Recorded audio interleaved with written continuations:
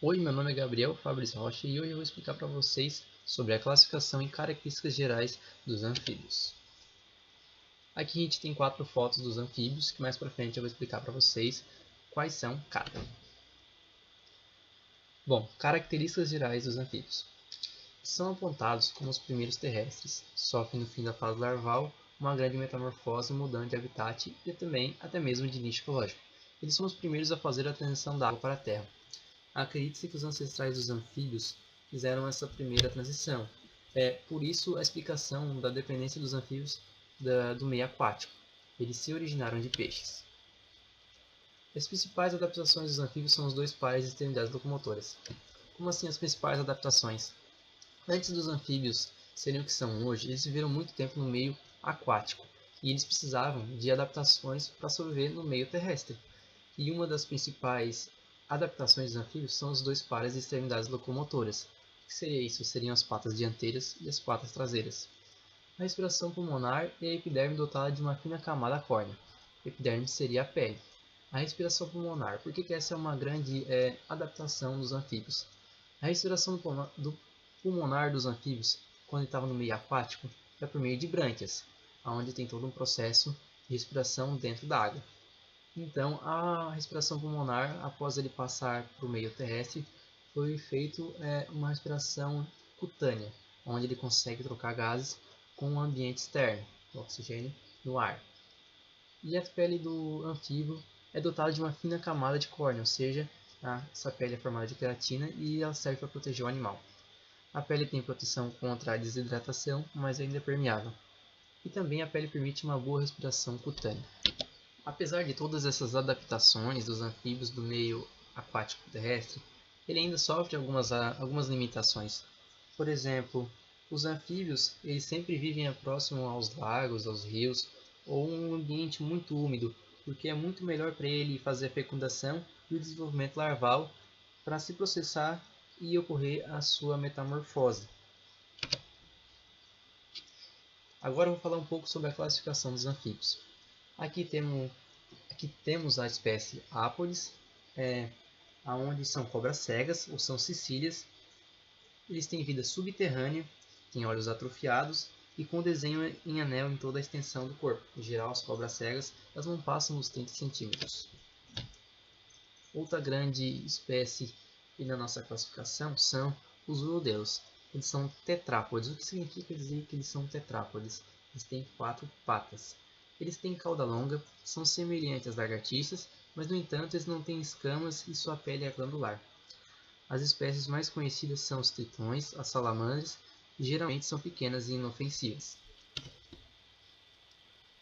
Outra classificação são os anuros. Os anuros são os sapos que a gente tanto conhece. São também as rãs e as pererecas. Eles são tetrápodes também, têm 4 patas, são saltadores, de corpo curto e sem cauda. Os sapos geralmente têm 2 grandes glândulas de veneno situadas no lado de suas cabeças. Para que servem essas glândulas? É para se proteger dos predadores. Ou seja, essas glândulas de veneno elas só são ativadas quando o predador pega o sapo, por exemplo, morde ele. Quando são comprimidas essas glândulas, eles soltam um veneno, onde esse veneno chega a tal ponto de o predador expelir o sapo de volta para fora e vivo. E é isso aí. Obrigado. Olá, meu nome é Bruno e eu vou apresentar sobre as 3 ordens dos anfíbios. Hoje, descritas que a gente conhece, seriam mais de 3.000 espécies de anfíbios, só que nenhuma delas vive no ambiente aquático. As 3 ordens são, vamos começar com a primeira, Gymnophions. Separando a palavra, Gymno seria nu e Oph seria cobra. São animais ápodes, no caso eles não têm pés, possuem olhos atrofiados e em todo o corpo deles, como vocês podem ver aqui na imagem, ele, pela extensão do corpo dele, são revestidos de anéis. E em questão da comprimento, eles não passam de 30 centímetros de comprimento. Segundo os urodelas, que são conhecidos mais as salamandras, são tetrápodes, seriam 4 pés. Elas possuem cauda longa e mais ou menos parecido com a lagartixa. A salamandra, no caso aqui, como pode ver na imagem, nos lembra bastante a lagartixas, só que elas são inofensivas. Algumas delas, no caso, elas podem produzir as toxinas para se proteger de predadores. Então ela é um mecanismo de defesa dela.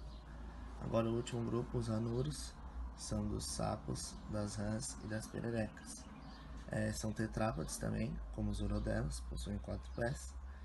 E são saltadores, possuem corpo curto e não tem cauda.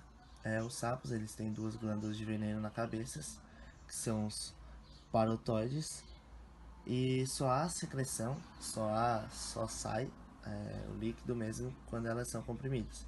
O veneno é um caso de uma proteção para predadores, como as serpentes.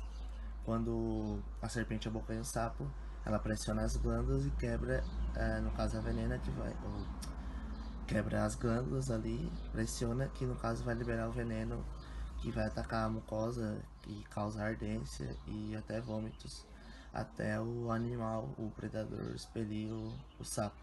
As rãs não têm, só que elas nadam melhor pelas glândulas interdigitais e elas são mais ágeis. As pererecas possuem pequenas ventosas adesivas nos dedos.